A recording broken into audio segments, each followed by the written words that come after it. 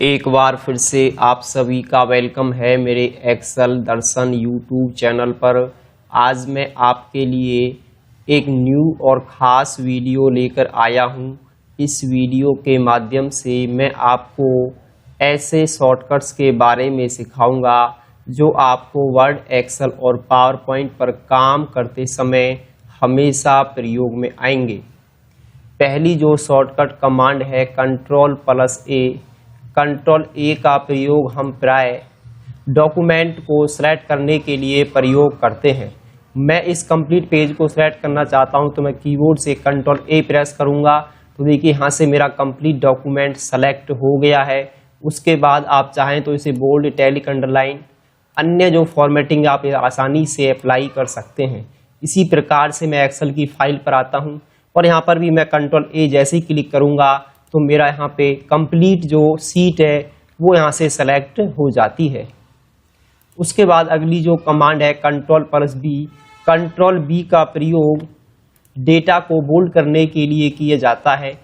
मैं इस डेटा को बोल्ड करना चाहता हूँ, मैं कंट्रोल बी जैसे ही प्रेस करूँगा आप देखेंगे आपके द्वारा जो सेलेक्ट जो आपने डेटा किया था वो गहरे अक्षर हो गए हैं, डेटा आपका बोल्ड हो गया है। और यही काम मैं यदि वर्ड पे करता हूँ, वर्ड की फाइल पर, तो आपका जो सेलेक्ट जो डेटा होगा आप कंट्रोल बी जैसे ही प्रेस करेंगे वो यहाँ पर बोल्ड हो जाता है। और इसी प्रकार से मैं पावर पॉइंट की फाइल पर आता हूँ और मैं इस डेटा को यहाँ से सिलेक्ट कर लेता हूँ और कंट्रोल बी में जैसे ही प्रेस करूँगा आप देखेंगे आपके द्वारा जो सेलेक्ट जो लाइन है वो यहाँ पर बोल्ड हो जाती हैं। उसके बाद अगली जो कमांड है Ctrl+C। कॉपी करने के लिए मैं एक्सेल की फाइल पर आया और मैं इस डेटा को यहाँ से कॉपी करना चाहता हूँ। Ctrl+C से कॉपी करेंगे और मैं Ctrl+V में जैसे ही नीचे प्रेस करता हूँ मैं आसानी से इस डेटा को पेस्ट कर सकता हूँ। और इसी प्रकार से यदि मैं वर्ड की फाइल पर डेटा को कॉपी करना चाहता हूँ तो सबसे पहले डेटा को हम सिलेक्ट करेंगे और Ctrl+C हम प्रेस करेंगे और जहाँ डेटा को पेस्ट करना है वहाँ पर हम Ctrl+V प्रेस करेंगे तो आपका जो कॉपी हुआ डेटा है वो यहाँ पर आसानी से पेस्ट हो जाता है। इसी प्रकार से आप इसे पावर पॉइंट में भी कर सकते हैं। उसके बाद है Ctrl+S। फाइल को सेव करने के लिए देखिए मेरी जो ये फाइल है आप इसके टाइटल बार में यहाँ पर आपको दिखाई देगा Document2। मैं Ctrl+S जैसे ही प्रेस करता हूँ क्योंकि मैंने इस फाइल को पहले सेव नहीं किया था तो यहाँ पर आप अपनी फाइल का एक नाम देकर अपनी फाइल को आप सेव कर सकते हैं। मैं यहाँ पर सेव पर क्लिक करूँगा तो आप देखिए मेरी फाइल यहाँ पर सेव हो चुकी है कंप्यूटर के नाम से।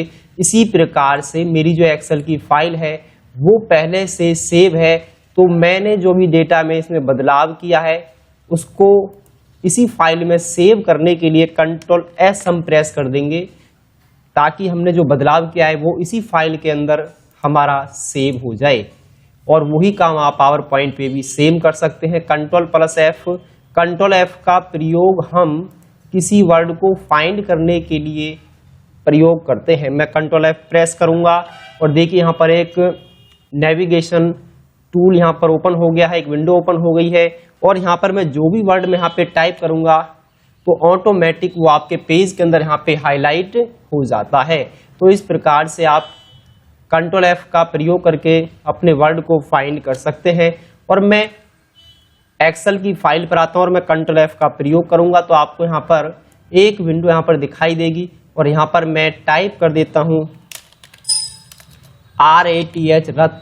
और ये जहाँ पर भी लिखा हुआ होगा तो ऑटोमेटिकली आपका जो कर्सर है वो वहाँ पर हाईलाइट हो जाएगा। तो इस प्रकार से आप Ctrl+F का प्रयोग पावर पॉइंट में भी सेम तरीके से कर सकते हैं। यहाँ पर भी इस प्रकार से एक डायलॉग बॉक्स आपको दिखाई देगा और यहाँ पर मैंने दा टाइप कर दिया है और मैं फाइंड पर जैसे ही क्लिक करूँगा तो आप देखेंगे यहाँ पर वो वर्ड मिल गया है। उसके बाद अगली जो नेक्स्ट कमांड है Ctrl+H। Ctrl+H का प्रयोग प्राय हम किसी वर्ड को रिप्लेस या चेंज करने के लिए करते हैं। मैं यहाँ पर Ctrl+H प्रेस करूँगा और फाइंड वर्ड, जिस वर्ड को चेंज करना है पहले उस पुराने वाले वर्ड को हम यहाँ पे फाइंड वर्ड वाले सर्च बॉक्स में टाइप कर देंगे जैसे कि मुझे ऑन को यहाँ से चेंज करना है और मैं इसे स्मॉल लेटर में चेंज करना चाहता हूँ, जहाँ पर भी ये ऑन होगा, या कैपिटल लेटर में इसको मैं कन्वर्ट करना चाहता हूँ। पहले इस वर्ड को हम फाइंड करेंगे अपने पेज के अंदर। तो देखिए मुझे मिल गया है और मैं रिप्लेस पे क्लिक करूंगा तो एक एक वर्ड मेरा चेंज होगा। और यदि मैं रिप्लेस ऑल पे क्लिक कर देता हूं तो जहां पेज के अंदर जितने भी ऑन होंगे वो उनको ढूंढकर उसे ऑन के साथ रिप्लेस कर देगा। तो आप देखिए यहाँ पर 8 रिप्लेसमेंट पेज के अंदर हो चुकी है। तो इस प्रकार से हम अपने डेटा में बदलाव कर सकते हैं। और वही मैं Ctrl+H का प्रयोग एक्सेल फाइल पे आकर भी, जहाँ पर मेरा रथ लिखा हुआ है, यहाँ पर मैं एक्सेल राइट करना चाहता हूँ, एक्सेल लिखना चाहता हूँ इसकी जगह। तो इसको पहले हम फाइंड करेंगे और उसके बाद इसे रिप्लेस पर जैसे ही मैं क्लिक करूंगा तो आप देखेंगे यहाँ पर वो वर्ड चेंज हो गया है जिसको आपने रिप्लेस किया था। उसके बाद है Ctrl+I का प्रयोग प्राय डेटा को इटैलिक करने के लिए करते हैं। मैं इस डेटा को यहाँ से सिलेक्ट कर लेता हूँ और Ctrl+I मैं कीबोर्ड से जैसे प्रेस करूंगा तो आप देखेंगे आपका जो डेटा है वो इटैलिक हो गया है। और मैं इसे वर्ड पे भी एक एक्शन परफॉर्म करते हैं, सिलेक्ट करके डेटा को Ctrl+I हम यहाँ प्रेस करेंगे तो आप देखेंगे आपके द्वारा जो सेलेक्ट पैराग्राफ था वो यहाँ पर इटैलिक हो गया है। उसके बाद अगली जो हमारे पास कमांड है वो है Ctrl+W। फाइल को क्लोज करने के लिए प्राय हम इसका प्रयोग करते हैं। जैसे कि मुझे इस पावर पॉइंट की विंडो को क्लोज करना है तो Ctrl+W हम प्रेस करेंगे तो हमारे सामने एक मैसेज आएगा कि फाइल को सेव करना है नहीं करना है। मैं डोंट सेव पर क्लिक कर देता हूं तो आप देखेंगे यहाँ पर जो आपकी फाइल जो ओपन थी स्लाइड वाली वो यहाँ से बंद हो चुकी है और विंडो अभी भी आपके सामने यहाँ पर ओपन है। आप फाइल ऑप्शन पे आके और वापस अपनी किसी फाइल को यहाँ से ओपन कर सकते हैं। उसके बाद अगली जो कमांड है Ctrl+K का प्रयोग हम हाइपर लिंक लगाने के लिए करते हैं।